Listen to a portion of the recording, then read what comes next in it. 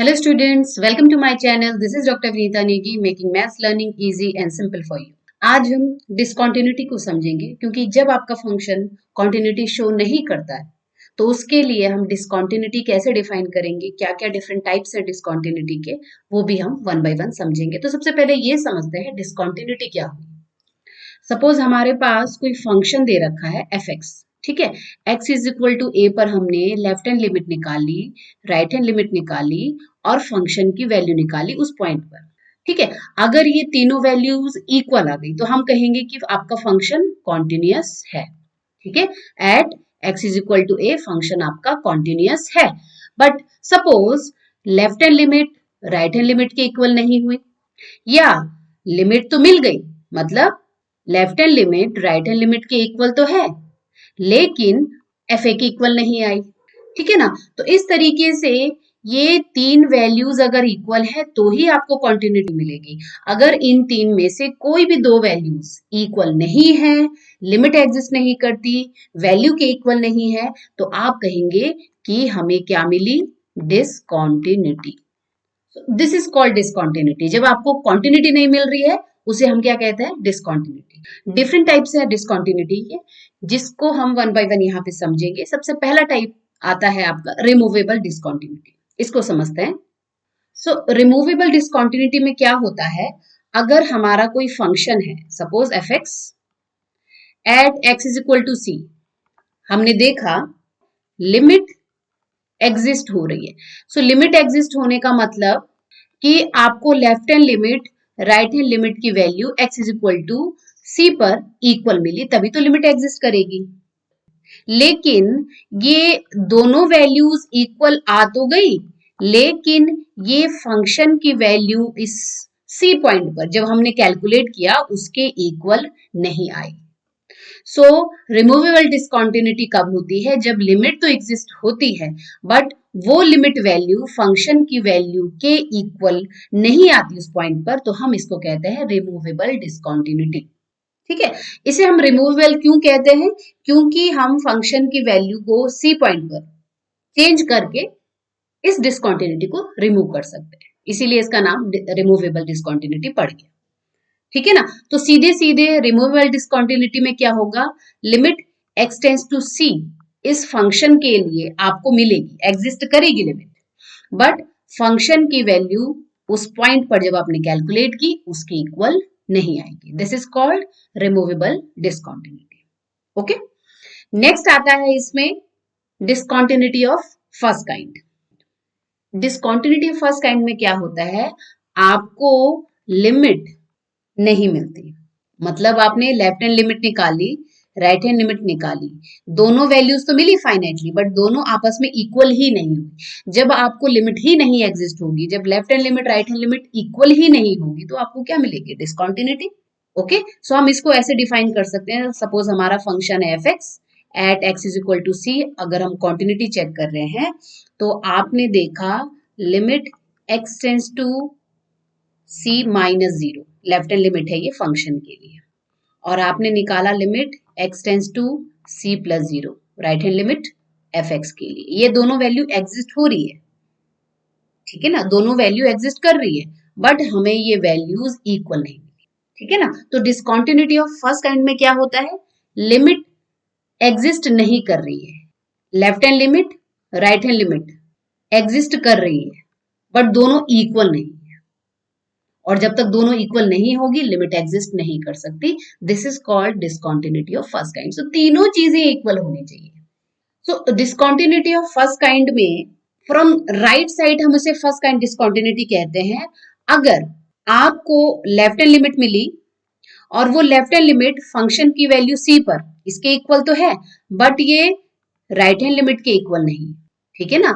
तो left hand limit मिली वो F C के इक्वल है but right hand limit F C के इक्वल नहीं है, ठीक है ना।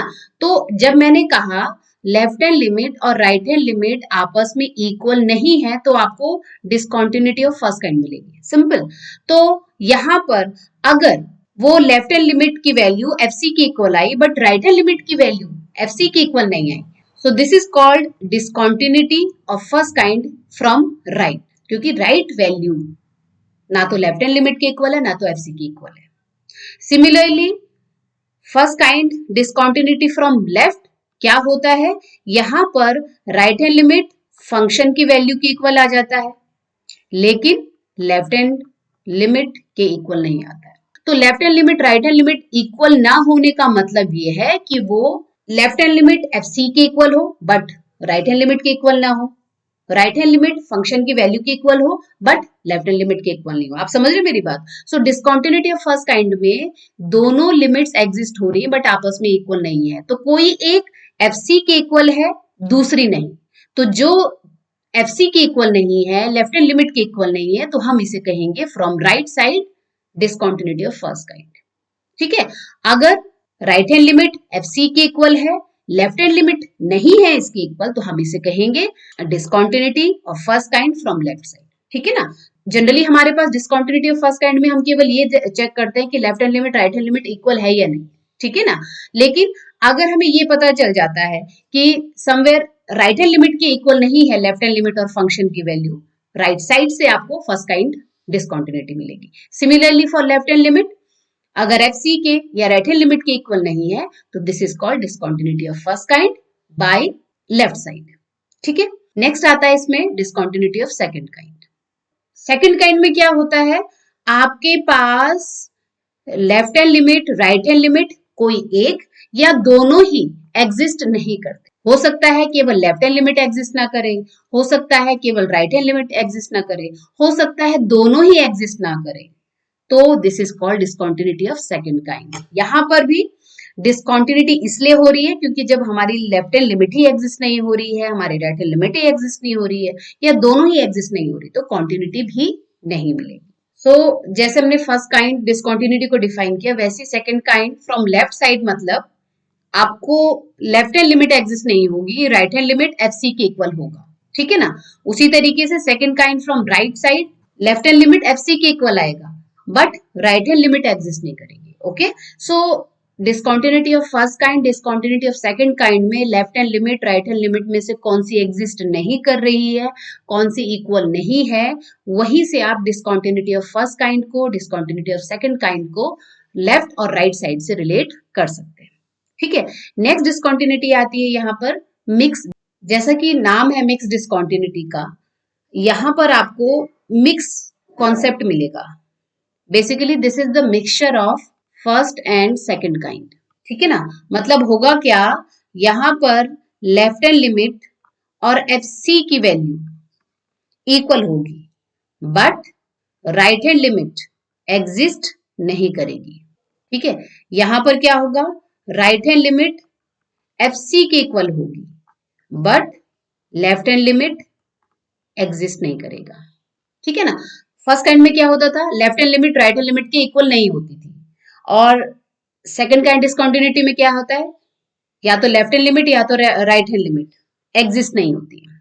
ठीक है, तो यहां पे क्या हो रहा है, एग्जिस्ट ना होने वाला कॉन्सेप्ट और इक्वल ना होने वाला कॉन्सेप्ट, दोनों ही चीजें आ जाती है।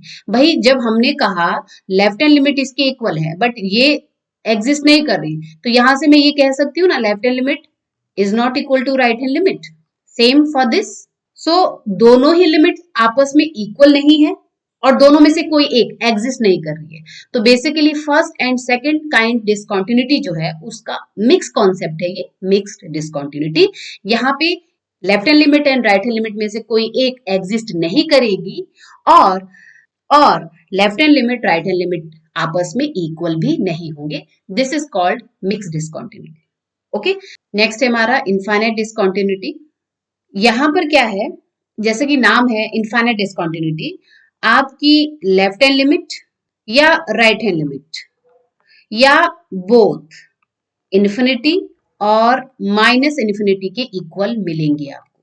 जब आपने कैलकुलेट किया किसी पर्टिकुलर पॉइंट पर, आपने चेक किया फंक्शन आपके पास एफ एक्स है, तो लेफ्ट हैंड लिमिट या राइट हैंड लिमिट या बोथ इन्फिनिटी या माइनस इन्फिनिटी आपको मिलती है, तो इस टाइप की डिसकंटिन्यूटी को हम कहेंगे इनफाइनाइट डिसकंटिन्यूटी।